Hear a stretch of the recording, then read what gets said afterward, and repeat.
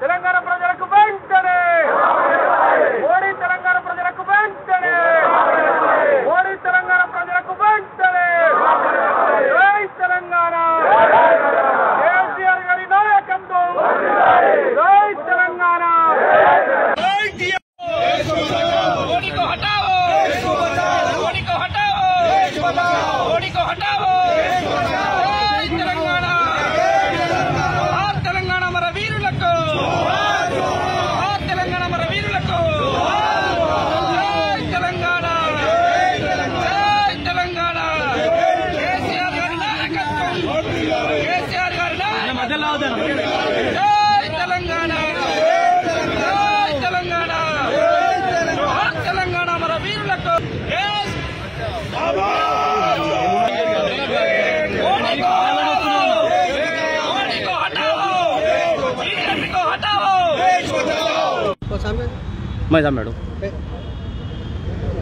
आज तेलंगाना राष्ट्रीय समिति के लीगल सेल की जानिब से गन पार्क पर 8 तारीख के दिन राज्यसभा में मुल्क के वज़ीर आज़म नरेंद्र मोदी का जो कमेंट्स आया, उस कमेंट्स के ख़िलाफ़ हमने स्ट्रांगली प्रोटेस्ट किया। न सिर्फ प्रोटेस्ट किया बल्कि नरेंद्र मोदी साहब से हम ये इस बात की ख्वाहिश करते हैं कि वो तेलंगाना की 4 करोड़ आवाम से माफ़ी मांगे और अपने आप का जो कमेंट्स दिए वो कमेंट्स को वापस लो, क्योंकि नरेंद्र मोदी साहब को इस बात का पता नहीं है, क्योंकि उनको बन बनाया वज़ीर आज़म बनने का मौका मिल गया, उनको स्ट्रगल क्या होता है नहीं मालूम। लेकिन ये स्ट्रगल, तेलंगाना के स्ट्रगल के लिए 58 ईयर्स जदोजहद किए हैं। 58 ईयर्स का ये स्ट्रगल है, इसमें 1200 नौजवानों ने अपनी जानें कुर्बान की, और न सिर्फ जानें कुर्बान की बल्कि अपनी तमाम चीज़ों को इसमें लगा दिया, यानी कारोबार को छोड़कर अपने आप की गिरफ्तारी देते हुए। मगर केसीआर साहब से सीखे नरेंद्र मोदी साहब, जिन्होंने अपने आप को मरण बर्त रखकर इस तेलंगाना के लिए अपनी जान की कुर्बानी देने के लिए तैयार हुई। मैं नरेंद्र मोदी साहब से इस बात की गुजारिश करता हूं, आपने जो कमेंट्स किया, अब इसके बाद आपके 4 MPs इस तेलंगाना रियासत में आप रिज़ाइन कराकर देखिए, जीत कर तेलंगाना आवाम आपको सबक सिखाएंगी। मैं नरेंद्र मोदी साहब के इस कमेंट्स की सख्ती से मजम्मत करता हूं और इस बात का मुतालबा करता हूं कि आपने तेलंगाना की 4 करोड़ आवाम के जज्बात को ठेस पहुंचाई, और 1200 नौजवान जो शहीद हुए, आप उनके सेंटिमेंट से खेला है। और मैं इस बात की गुजारिश करूंगा, कहाँ गए वो किशन रेड्डी और बंडी संजय और डी अरविंद, कहाँ गए?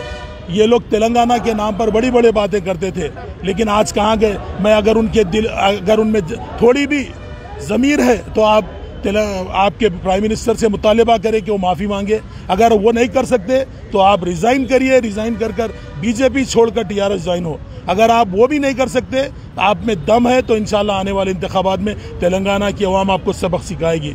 और मैं आज भी इस बात की ख्वाहिश करता हूँ, बड़ी बड़ी बातें कर रहे थे हमारे इटाला राजेंद्र साहब और वो राजा सिंह वगैरह, मैं इनसे मुतालबा करता हूँ, दम है, रिज़ाइन करिए। आज आपको तेलंगाना आवाम सबक सिखा कर बताएगी। मैं समझूंगा कि इस कमेंट्स के बाद तेलंगाना की आवाम उनको सबक सिखाने का सोच ली है, और मैं समझूंगा बीजेपी का इस रियासत से बिल्कुल सफाया होगा, और तेलंगाना आवाम बीजेपी का जो हमको शुकूक था वो बराबर है। बीजेपी आंध्रा वालों की गुलामी में डूबे हुई है और बीजेपी आंध्रा वालों का साथ देता ही है।